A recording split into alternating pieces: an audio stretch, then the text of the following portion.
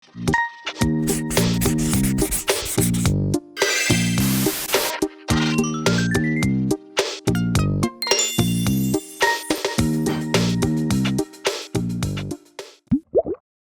พ่อคุณแม่หรือผู้ปกครองบ้านไหนกำลังประสบปัญหาลูกๆที่บ้านติดจอโทรศัพท์แท็บเล็ตซึ่งการติดมือถือของเด็กเป็นปัญหาที่ส่งผลกระทบหลายด้านในปัจจุบันโดยเฉพาะเด็กในยุคนี้ที่มีแนวโน้มใช้เวลาบนมือถือมากเกินไปไม่ว่าจะเป็นการเล่นเกมออนไลน์การดูสื่อสังคมหรือการดูวิดีโอ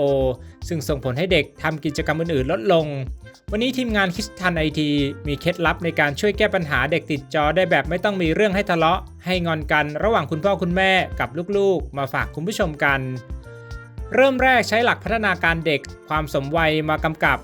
โดยเด็กอายุต่ำกว่า2ปีห้ามใช้จอในทุกกรณี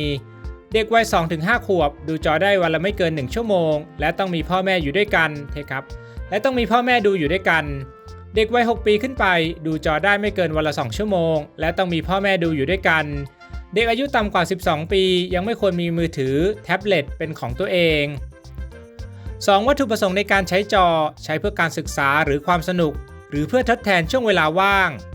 3วิธีการใช้จอใช้งานที่ปลอดภัยมีประสิทธิภาพไม่เสี่ยงไม่ประมาทไม่คุกคามไม่เปิดเผยความเป็นส่วนตัวความลับ4วางอุปกรณ์ไว้ในห้องนั่งไม่วางในห้องนอนวางของเล่นนิทานตัวต่อไว้รอบบ้านไม่วางมือถือให้ลูกหยิบเองได้5เวลาในการใช้จอกำหนดเวลาที่ชัดเจนทั้งต่อวันและต่อครั้งไม่มีการต่อเวลากำหนดกิจกรรมที่จะทำก่อนและหลังใช้จอไม่เอาช่วงเวลาใช้จอมาใส่ในตารางกิจกรรมประจำวันร่วมกันของทุกคน 6. เว้นการใช้งานหน้าจอในช่วงเวลาต่างๆเว้นการใช้งานระหว่างกินอาหารและนั่งรถเว้นการใช้งานหน้าจอขณะทำกิจกรรมครอบครัวเว้นการใช้จอขณะเรียนและทำกิจกรรมนอกบ้าน 7. วิจารณญาณในการตัดสินใจให้ใช้จอใช้ความคิดในการไต่ตรองตามความเหมาะสมถูกผิดใช้การควบคุมตัวเองฝึกฝนใส่ใจผู้อื่นใช้ความรู้เชิงวิเคราะห์ตั้งคำถาม 8. ความสม่ำเสมอในการใช้และไม่ใช้จอกิจวัตรประจำวันต้องคงเดิมเท่าเทียมการใช้หน้าจอไม่ใช่รางวัลหรือสิ่งต่อรอง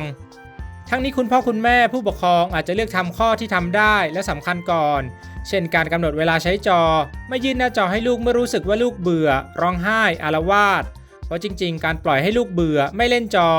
ลูกจะเริ่มมีความคิดจะสร้างสรรค์กิจกรรมหรือหาวิธีเล่นได้ด้วยตัวเองทั้งหมดนี้นะครับคือคำแนะนำสำหรับการแก้ปัญหาลูกติดจอคุณพ่อคุณแม่ผู้ปกครองหลายๆท่านลองนำไปปรับใช้ดูนะครับ